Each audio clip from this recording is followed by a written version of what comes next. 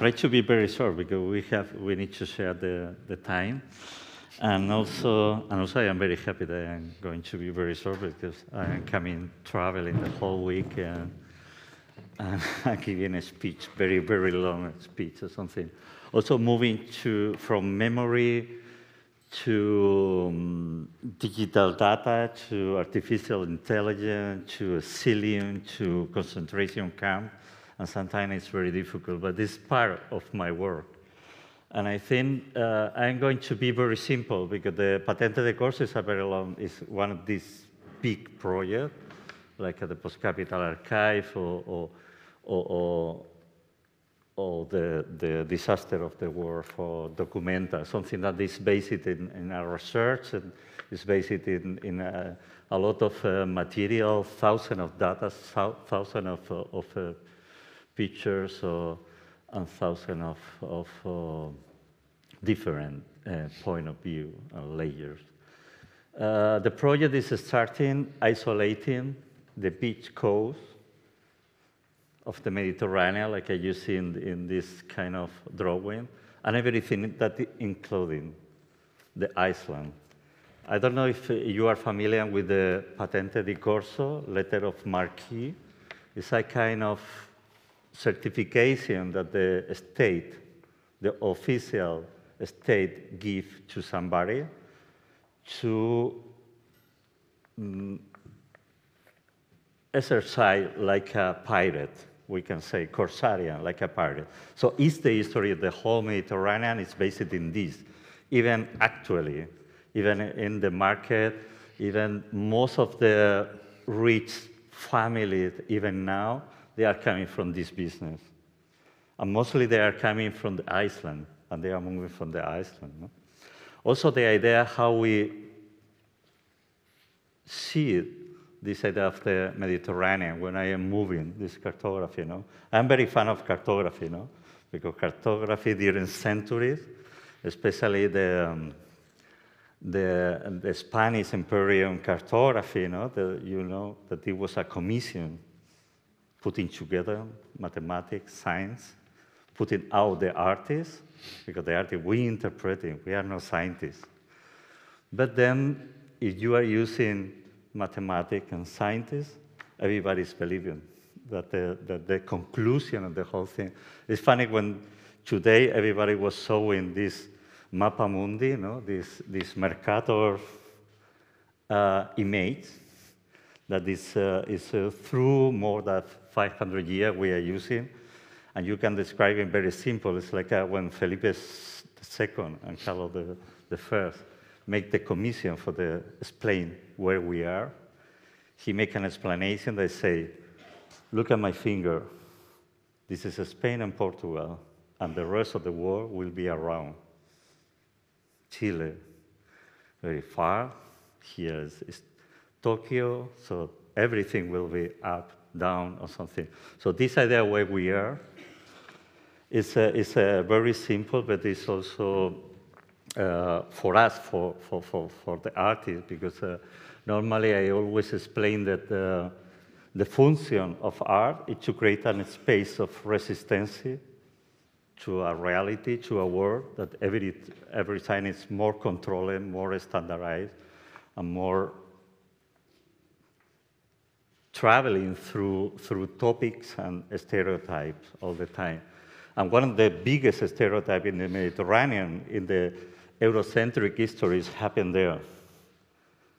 For the Ottoman, the Mediterranean is the White Sea. It's up the knees, the White Sea. For the Arab, it's Al-Arabat al-Moji. It's the sea that is in the other part. It's not in the Indic. It's the place where to travel and to create. And for us, during century, there was a part that we call the north, we call the south, and we call the whole thing. When I isolate this red sea that is actually, in the Mediterranean, we have no corals. We have a kind of coral, we have coral, but they are soft corals. But we have bombs, a lot of. It's a tomb. It's one of the biggest tombs in the world. And it's still like this, no? And we still controlling this very little area, and this with the biggest traffic in the world of sea, of vessel, and still with the regulation. Yesterday, Elena Maleno, one of the, we can say one of the people fighting for other people, that they are doing the traveling in the coast, especially here in the more dangerous areas, very short. But here they are dying people. Only for 2014, from here to here, there are 24. Yesterday, I think it was 26,675 people die. Only this, or they are still missing, officially missing, or something. Yesterday here, Elena Malena, because we have in the telephone. Now, even sometimes we say the sea is very big, everything, but we have technology to control in everything. We have technology here in the Centro de Control Marítimo del Estrecho, one of the more controlled areas. Technology knows if you put a paper on the sea, it's detected. So everything that happened there is totally detected. When some ship is, like yesterday, that Elena Maleno from her telephone can control it when one of the ship is missing. And she called to the police to rescue, and then start this Corsarian laws and regulation to say, no, the ship is in international water, under international laws, or it's in Morocco, or it's in Spain, or it's in another place, but you can see there, and the people start to, and even yesterday, the whole ship with a family, with 2 people, they're still missing from there.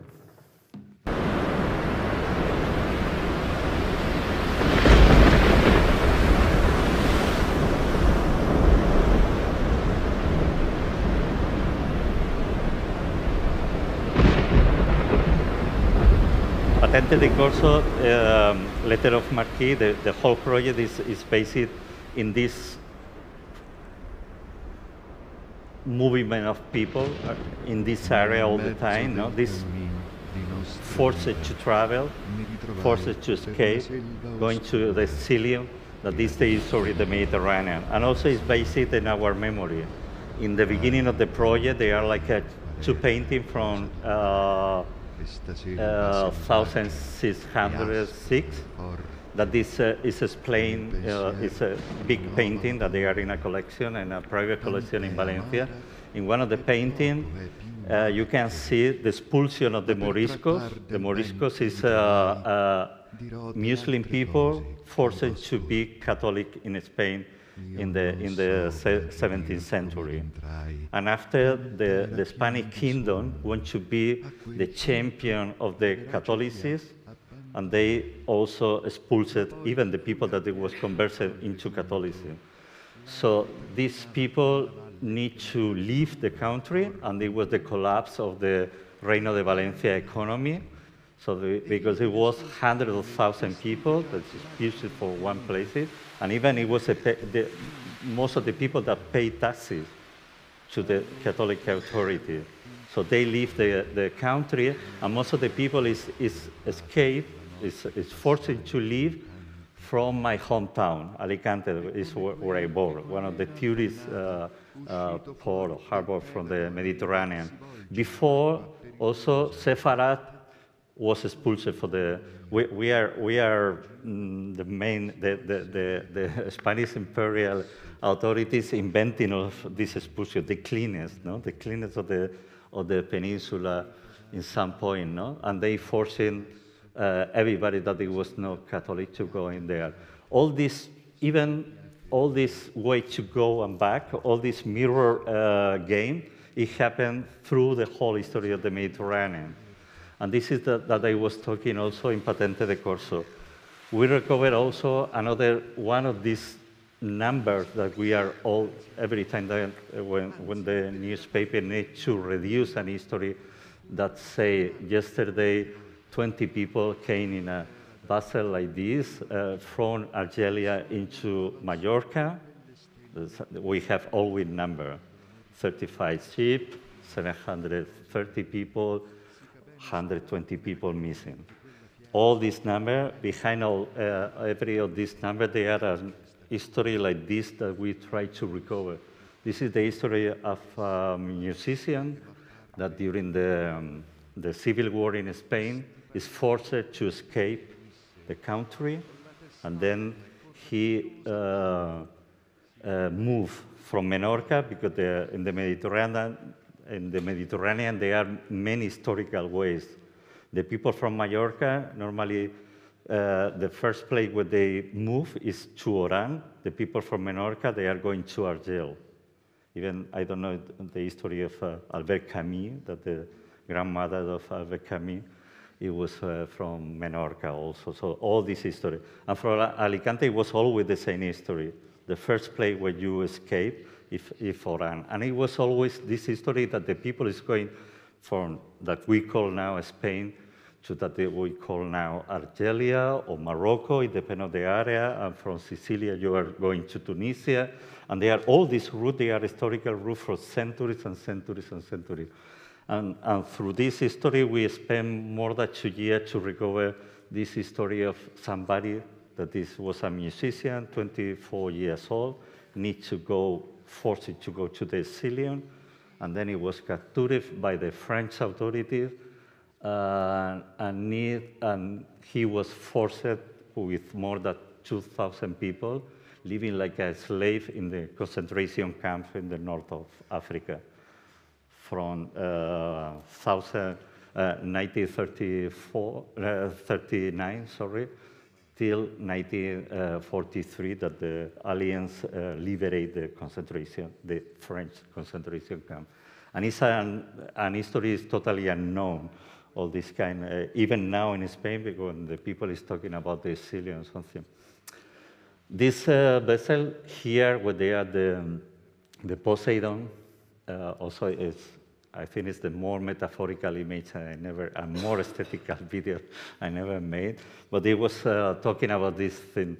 We find 2 years ago this vessel there, and for me it was very symbolic to recover. I don't like to aestheticize this kind of device, this kind of element of suffering, but it was very, very interesting because most of the people, even here in Spain or in Mallorca or something that you can see arriving this kind of ship with people, that they are doing the reversive travel. You saw people that is coming now from Argel or from Oran into that we call Spain. No? So through the centuries, we are going there and going back, and then we are created this mirror history to where you never.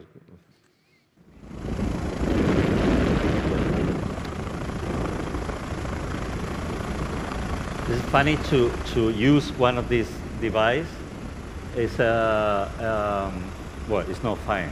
It's dramatic. That because the model, the ship, one day before the opening in Palma de Mallorca, now the project is traveling to Madrid. It's in the National Museum of Anthropology, something that is very interesting to me. The Coast Guard, they sent me from the helicopter this video, the day before the opening of the exhibition in Palma de Mallorca, and the police services, they told me, Daniel, this is a very interesting document. We are intercepting like a 32 of these ships coming because it's September, full moon, good weather or something like that. And this what the journalists call Patera's crisis. And then and then it was very symbolic because after the people, the public, when they need to confront him with this ship there in the exhibition place, they start to understand, because for many people they have even ideology side, you see, ideology side. How these ships, we have in mind a photo, an image that a patera is this Atlantic cayuco in wood with color coming from Senegal or coming from the Atlantic coast or something like that. But this kind of ship, they are produced in Europe, selling into Algeria, and then they are coming back. So all this way is also the way of the capitalist thing. And the model that we are using is called Palma, the same as the city where we are sewing the ship. So all these layers of meaning of interventing is correct. Lo dejo aquí. I let it here because I don't want to explain more of the project, because the project itself is just you can find it in the internet or going there to Madrid to visit it, no?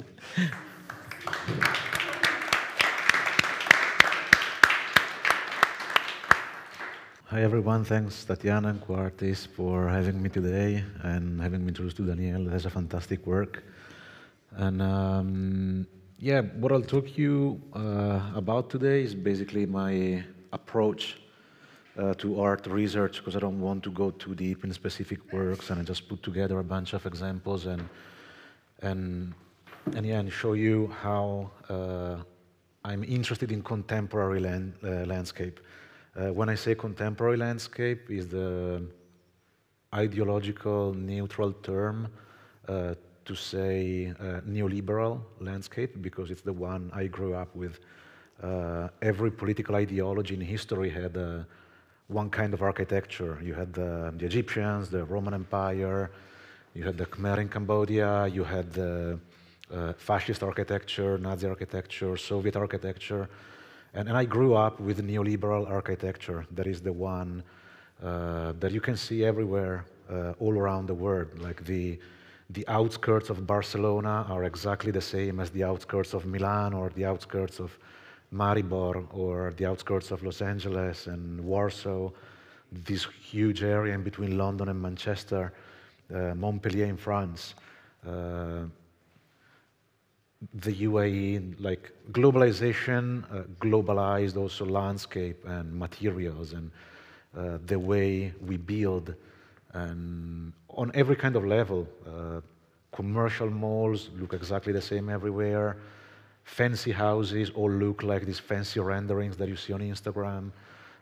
Even the finishing of the house is like the same windows, the same doors, the same electricity plugs. And this is what I'm interested into. Starting from there, I try to look into very different kind of landscapes.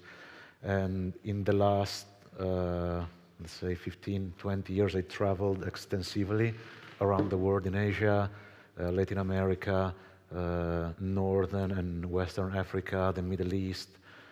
And I visited many places that were very interesting to explain some sort of mechanics in between politics and economy, and how these whole things and the gaps in between these sciences and in between jurisdiction generate glitches that I can use to explain what's going on. And this, for example, it's a painting that I've done in the Bay of Nouadhibou in Mauritania. That it's basically a dump where all the Western countries go and leave boats over there, like just bribing the port officials. I don't know if right now they fixed the situation, but this entire bay, this is just a tiny fraction of it, full of boats that have been left there by Western countries.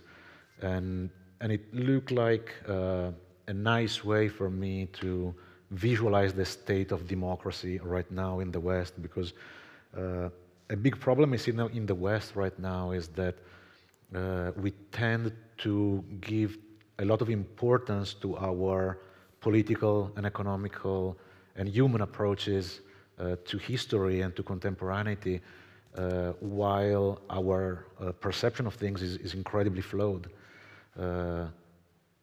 Partly because of ignorance and partly because it's completely engineered. Like, we live in a society where things are don't look like what they are in reality, because it's the first methodological structure in order to propagate some sort of propaganda in a soft way.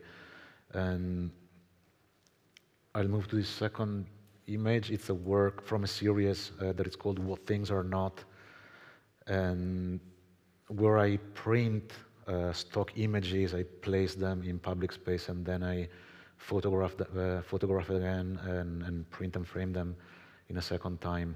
And it's called What Things Are Not because I noticed that in many places, in many cities, also here in Barcelona, you can see them, all these big prints, for example, covering buildings and representing reality and offering in a very idealized image of reality, that it's literally idealized, and also before it was done with photography, right now is also computer generated or artificial intelligence, so it's not even a propagation of, it's not even an idealized reality, it's literally like a complete invention, and which is partly what happens also with the political narration, also in relation to ecology, for example. I said earlier that I traveled very extensively in like everywhere in the world. My carbon footprint is horrible. Like I'm one of the biggest polluters in the room, probably. I know that also Marco and Tatiana are very efficient in this, but I think that everyone is very concerned with carbon footprint. But also carbon footprint is part of what things are not. Because I don't know if you know it, carbon footprint as a term that is destroying our serenity and make us feel very guilty has been invented by British Petroleum. They paid a marketing company to come up with a strategy to outsource responsibilities. So this whole thing was a campaign, like literally a marketing campaign that has been used by one of the main polluters on the planet to outsource the guilt feeling of our own actions that are a tiny portion of what is actually really happening with pollution on the planet, as the filmmaker that was talking this morning showed us when he compared the amount of pollution that one of these 20 mega boats that we have on the planet pollute compared to, I don't remember the ratio, it was like one boat, 15 million cars or something like that. So the carbon footprint is part of this narrative that is generated by incredibly predatory companies that have the responsibility but like to make us feel guilty for the pollution that we are bathing into. And that's one of the problematics that we have also about the pollution of the sea and about the pollution of the air and the way politics and economy and this bigger structure force on us. I wouldn't like to talk too much about my work actually, because like also today we had a lot of very interesting inputs like during the from all the other lectures. And here I just put together a bunch of photographies from the neoliberal landscape that I'm interested into. These are, for example, waterfronts. I couldn't even tell you like where this picture is taken. Could be anywhere. Could be Miami. Could be Cartagena das Indias. Could be Hong Kong. Could be Abu Dhabi. I think it's actually Abu Dhabi. No, maybe it's Dubai. Dubai. And so these kind of architecture that has been replicated, like with the clone thing from Photoshop, like has been brushed all over the maps. It's what I'm really interested into in this last period of my research.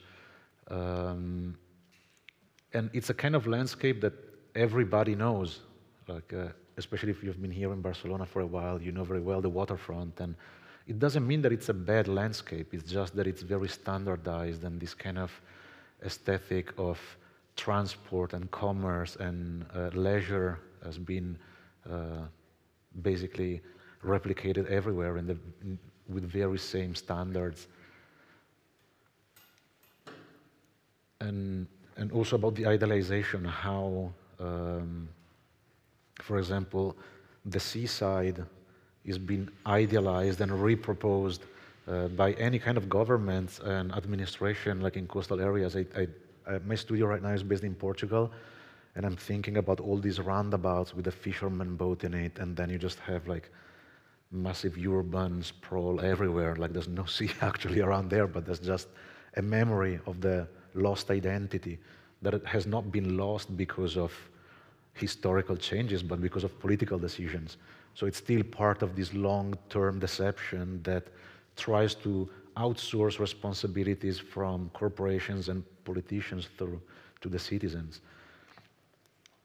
And I was very interested today to see, to hear the lectures, for example, this morning of the venture capital firm that is working here in Barcelona, because it's, I think it's very important what they said about the fact that, for example, if we want to be effective on finding solutions for, especially for the sea,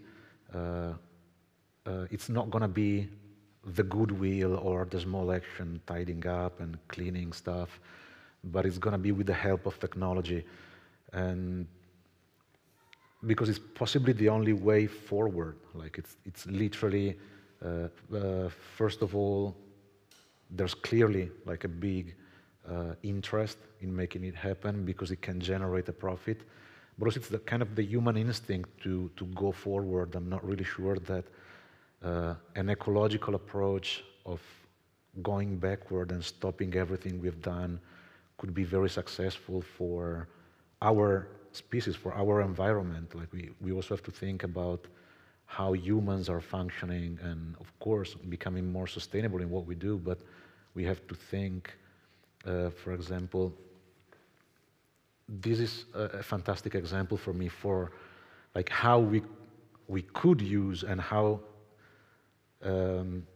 in the past the sea has been used to build. These are chorals, is the traditional architecture from the Emirates. Back in the days, they were the hardest material they could find was on the bed of the sea in parts that are dried out, and they were sourcing these corals that were being used instead of bricks to build walls. And it's a beautiful structure. It's incredibly romantic, but probably it's way less sustainable right now to use this kind of stuff than using technology and improving whatever we are doing.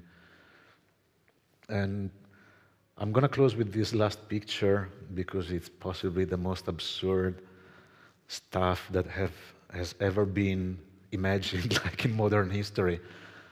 But at the same time, what triggers my imagination in this picture, not as much the palm as it's already finished and it's just houses, it's nothing groundbreaking, is the word archipelago.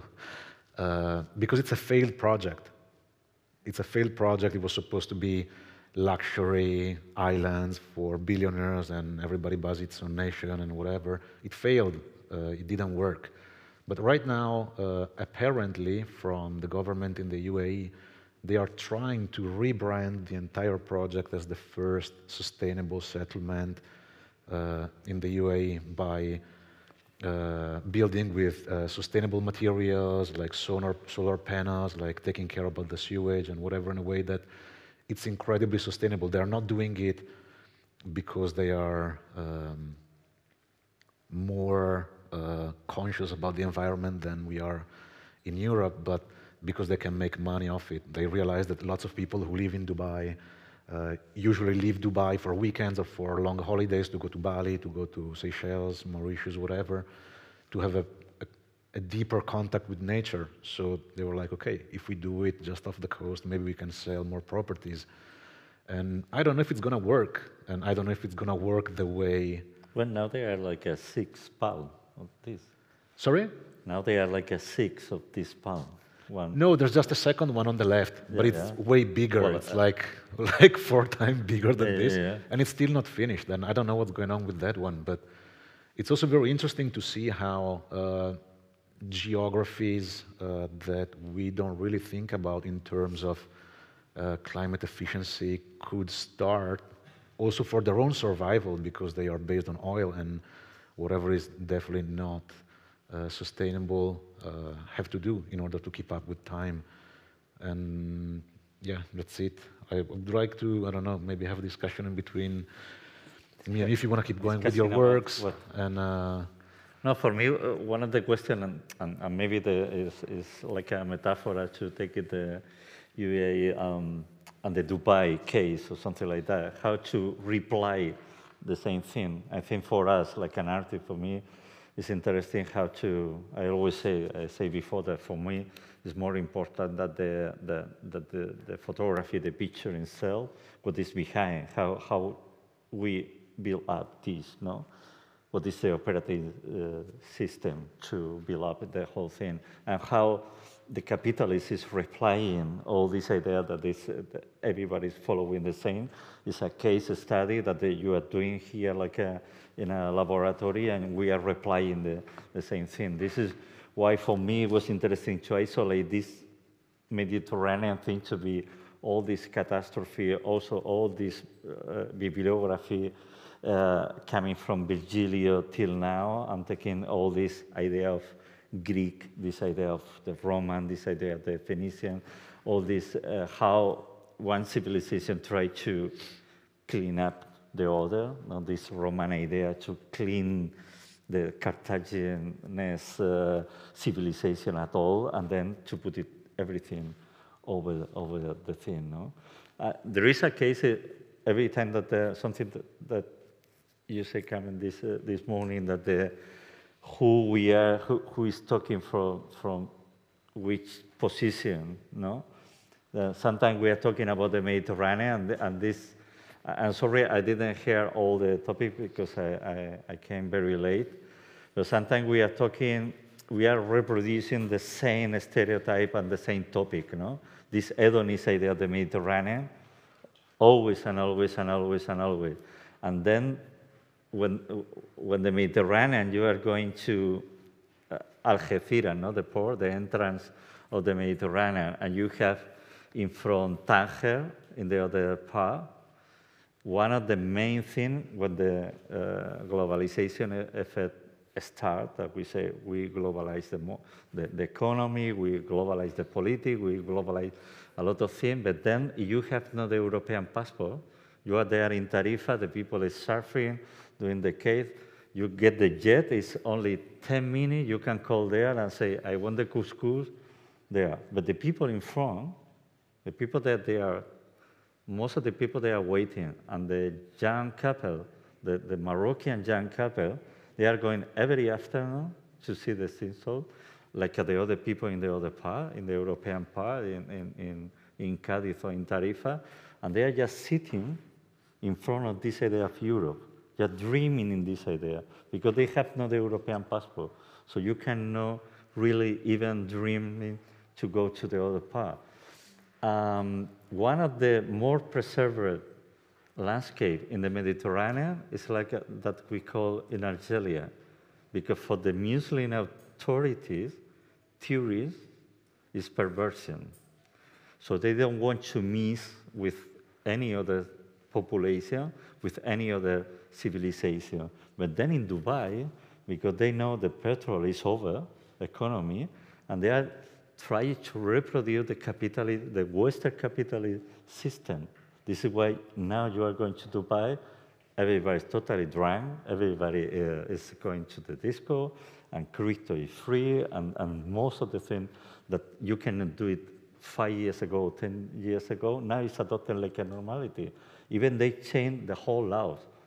You know that 1 month ago, before the Ramadan, they changed the law, and now Saturday is not the day, like in Algeria.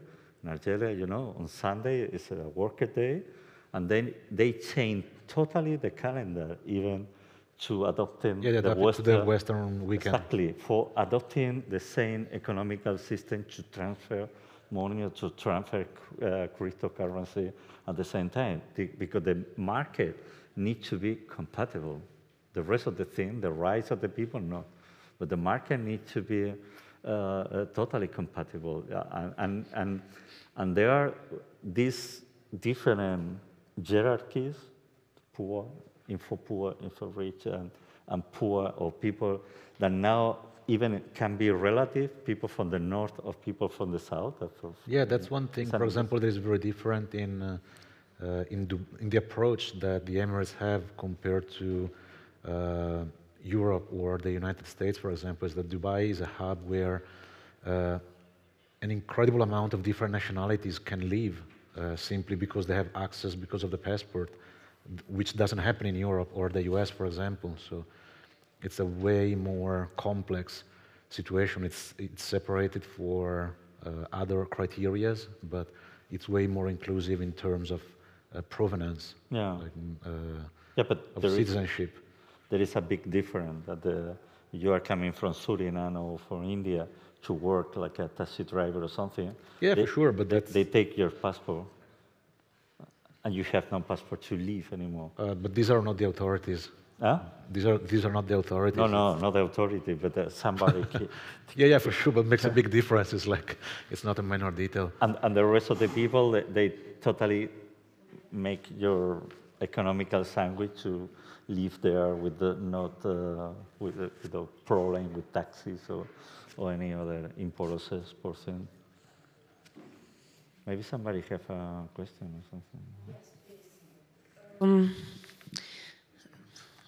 if you have questions to Filippo and Daniel, or also maybe to some of us, because we are already closing.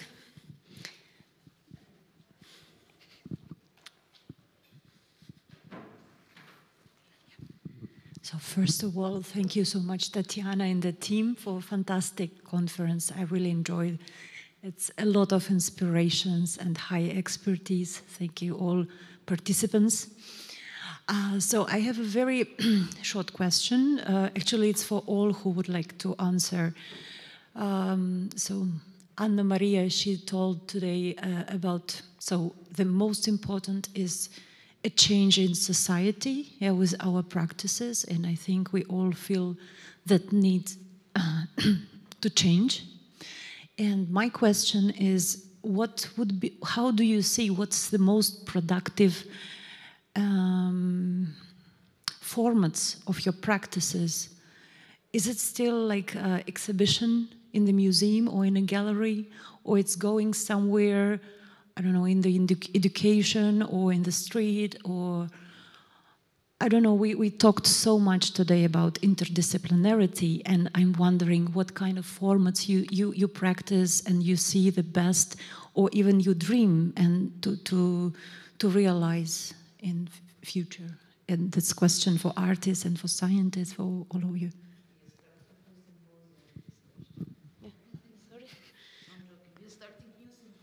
Yes. On our side, on co-artist, it is a very good point that Daria mentioned, because we were also discussing that internally. And actually, when I was presenting a sea change this morning, we said that among other interventions, there will be artistic and curatorial research, because we're getting more and more into the direction of less production in terms as it used to be, but more research and more knowledge and artistic interpretation. But well, it's very complicated. But it's no, just. But, I mean, there is a travel from the industrial society. I think our generation is the first generation that is entered the from industrial society into the informational society. No? We make this transfer. I think we're still in this gap of digitalization, the process of digitalization. The COVID, it was this biggest experiment. It was gasoline, that we say, for accelerate most of the progress of the process that what he maybe in the lab, but that many companies was experimented. This is why, for example, there is this fighting with they call, like I told, the artificial intelligence. And for us, for artists, most of the institutions that we can evaluate, they are in crisis. I've never been in the school, but for me, the university, when we say even the museum at all, the educational process, the university itself, that we call the archive. We are not visiting the archive anymore, or visiting even the museum, maybe in another way. We are living inside a kind of chaotic archive. And this noise also can be ordered, because every time we have more and more mathematic capacity to reorder, to deal with data that we are doing all the time. This is why data, we like a data producer, is very important. But in the digital panopticon idea that you are producing and consuming at the same time, you are watching the other, and the other, they are watching you, even the police are watching you, but you are also have the possibility. This is the technical duality of technology, of connecting technology, the different from the physical interface. This is why we are now doing the streaming, or the people tomorrow can deal with the whole thing. Now it's automatically translated into 120 different languages automatically. So every time we are producing, but this is creating more fauda, we say in Arab, chaos. And this produce this totally polluted visual landscape that is more easy to be lost than maybe 100 years ago. Before when I was young in a conference, some people was talking about Walter Benjamin or Foucault, and then you are looking the money that you have, going to the library and buy the book. But now you download all the theses, millions of articles, every book, and then this is enough chaos. It's enough knowledge only with one data or one open door that you are doing. I don't know. But also just it occurred to me the work of Maya, who could not come today, and she was presenting her dream project. For me, it is already produced. As soon as we can imagine it and think about it, how nice it would be to have this sea station. For me, it's an artwork itself. It's in our mind. You know what I mean? I think it would probably be very unsustainable to produce it really. It would have been very expensive. We would have to think how to anchor it. So that this kind of work, I think it would be nice to see it become alive. But if it doesn't happen, it is still very beautiful, because it's like el mundo de las ideas. You know, it's the pure. You know, that, remember me, I didn't say before, but you know the Tito's bunker?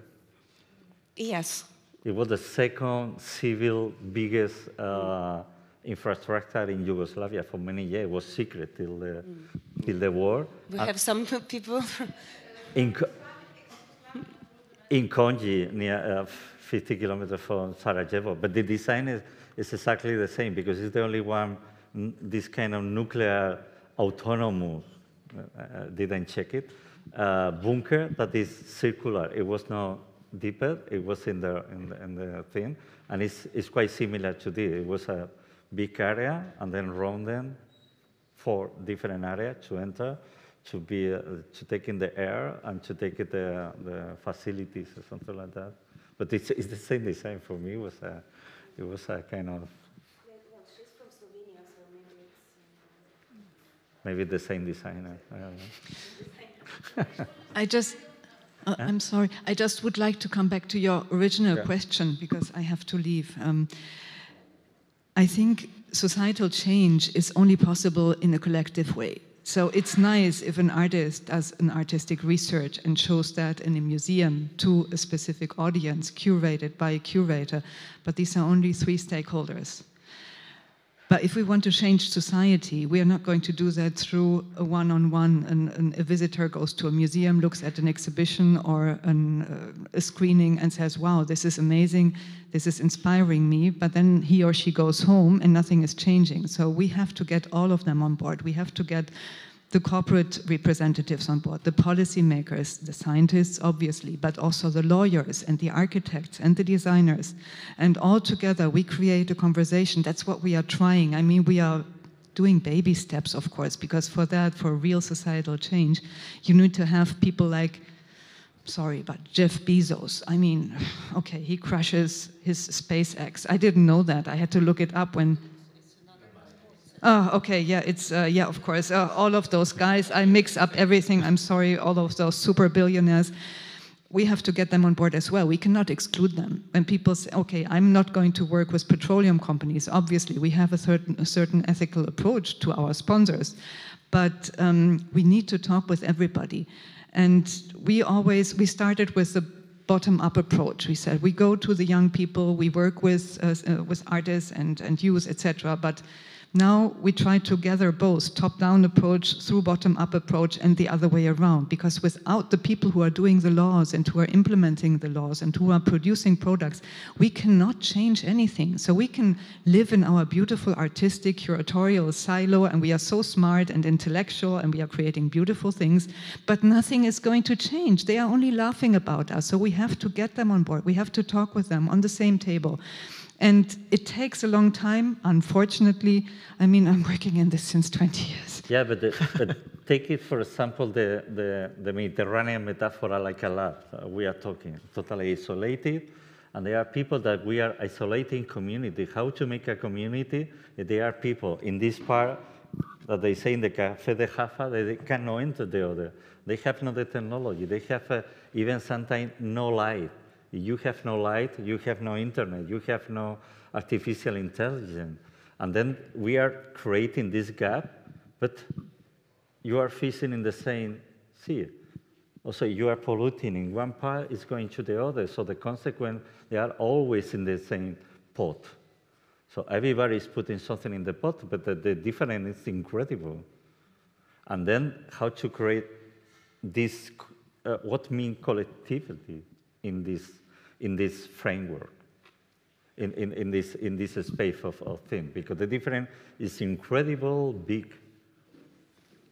And then when you are, it's like if you are eating in the same paella, and then some people you give, I don't know, a spoon like this, and the other have nothing, even no hands or no legs even. And this is, for me, metaphorically, is the consequence of totally different. And we are talking something that is in the same context, geographical context, where there are many people with totally different approach and infrastructure. And different values. Who is we? Huh? I insist, who is we? Exactly. When we say we, the Mediterranean, something, it's even the meaning of the whole thing, even the meaning where you are fishing, because you can you can cross. It does say the people try to cross, but they are a metaphysical border in the sea, metaphysical border, GPS controller, totally infrared controller, that there are some authority waiting that you are arriving here to say you are illegal, but you are there, I am not going to rescue you. There is a ship of a Russian oligarch, happened 3 weeks ago, 4 helicopters, 3 ships of rescue, many people going there. There are 24 people there, kids, whatever. We are not responsible. So in this context, to create even this, that is say we or collectivity or something to work together, even in terms of polluting or destroying the sea, is for me, actually, it's impossible. Or if Europe is going to lead the next ecological revolution, it's like, come on, really? Like, Europe has the high values, the high education, the high universities, a lot of capital, and then is Europe going to lead? Yeah. Like, who is we? Like, even I don't know, in agricultural term, agricultural company, Spanish agricultural company, that they have joint venture in Morocco and Algeria, and then here they are following the European regulation for phosphate, whatever, and then you are going there because it's cheap. Not only agricultural, Farah, every company was now they are not going there. But Sarah, all the clothes that we have, most of the day were doing in Morocco, in totally different conditions. I just wanted to comment very briefly, emphasizing this, the need of a bottom-up pressure to lead these changes.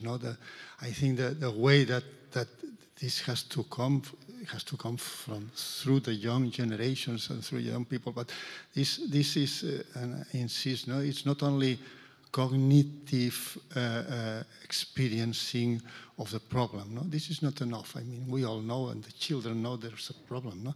They have to experience it in life.